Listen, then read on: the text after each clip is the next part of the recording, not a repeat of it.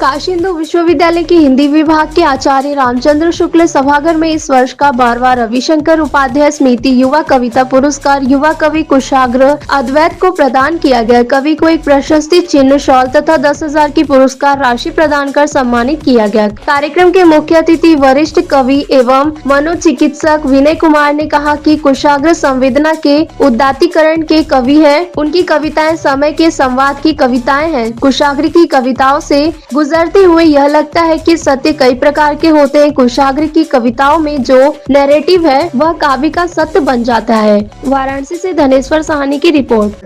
जो बनारस के ही रहने वाले हैं और 98 उनकी जन्म तिथि है और उम्र ज़्यादा तो रहती नहीं, जुआ इसीलिए कहा जाता है। इसमें तो शर्त ही है कि जिसका कोई संग्रह ना आया, तो ये अपने आप में हम सब के लिए बहुत गौरव का क्षण है कि हम अपने बीच कुशाग्र को पा रहे हैं। राजनीति विज्ञान के वे शोधार्थी हैं काशी हिंदू विश्वविद्यालय में ही, तो एक माने भिन्न डिसिप्लिन से कोई हिंदी में कविता लिख रहा हो तो उसका, जहाँ पे कि रात का तापमान 7 डिग्री के आसपास है, ऐसे में इलाहाबाद और पटना से चल करके जो साथी आए हुए हैं उनके प्रति संस्थान के अध्यक्ष के रूप में मैं उनका हार्दिक आभार और अभिनंदन व्यक्त करता हूँ।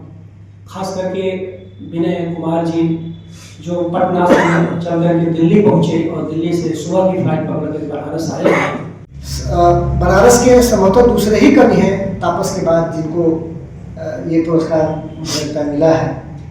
और बहुत महत्वपूर्ण यह भी है कि जितने कवियों को, माने इसके पहले 11 कवियों को यह रविशंकर उपाध्याय स्मृति संस्थान का पुरस्कार मिला, जिसमें ज़्यादातर लोगों ने वनजयसिंहता से लेकर कुशाग्र तक अगर देखा जाए तो कई बहुत महत्वपूर्ण कवि उभर कर उसमें से आए।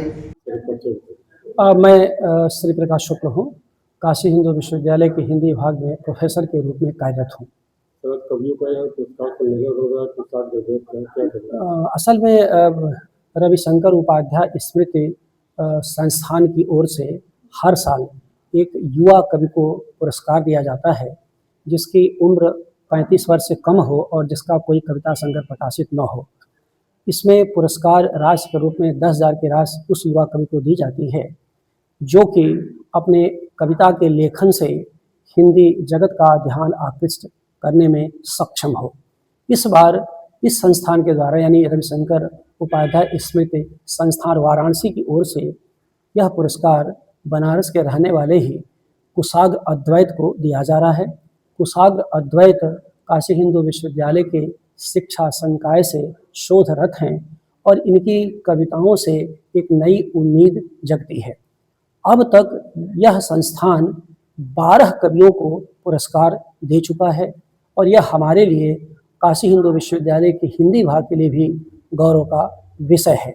इसमें यह बात भी मैं बताना चाहता हूँ कि रविशंकर उपाध्याय काशी हिंदू विश्वविद्यालय के ही शोधार्थी रहे, हिंदी विभाग के बहुत ही प्रतिभाशाली शोध छात्र थे और वह एक अनूठा उदाहरण है कि काशी हिंदू विश्वविद्यालय ने हिंदी विभाग के विशेष अनुरोध पर मरणोपरांत उन्हें पीएचडी की डॉक्टरेट की उपाधि समर्पित की थी। ब्रेन हेमरेज से 19 मई 2014 को उनका देहांत हो गया, तो उन्हीं की स्मृति में 2015 से यह पुरस्कार प्रतिवर्ष दिया जा रहा है। सर, कुशाग्र जी इसमें युवा है, तो युवा कवि में और पुराने कवि में आप क्या अंतर देख रहे हैं आपको? बिल्कुल सही बात है। असल में युवा मानस एक टेक्नोलॉजी और जो वर्तमान में बाजार व्यवस्था है, जो एक ग्लोबल एक सिस्टम है, उसके अंतर कविताओं को लिख रहा है, साहित्य का पठन पाठन कर रहा है। और सबसे बड़ी बात है कि जो युवा कविता है वह आज की कविता बहुत ही वैचारिक है, बौद्धिक है और प्रतिरोध के पक्ष में खड़ी है। अर्थात ये कवि अपनी कविताओं के माध्यम से वह दर्ज कर रहे हैं जो हम लोग खुली आंखों से देख नहीं पाते या जिनको सत्ताएं होती हैं, जो सत्ताओं से ओझल हो जाते हैं। तो संवेदना के स्तर पर, भाषा के स्तर पर, कथ्य के स्तर पर यह एक बदलती हुई कविता है और कविता की बदलती हुई इस आहट का संकेत हमारी युवा पीढ़ी दे रही है, यह हमारे लिए बहुत ही गौरव का विषय है। सर इसमें आर्टिफिशियल इंटेलिजेंस का ज़माना आ गया, तो इसमें सर कविताओं पे इसका क्या इफेक्ट है? हाँ, ये बात सही है कि चैट जीपीटी और एआई के माध्यम से कविता ही नहीं, समग्र साहित्य के सम्मुख एक बड़ी चुनौती आई है। लेकिन मैं इस बात को मानता हूँ कि एआई मनुष्य की संवेदना को डिकोड नहीं कर सकती।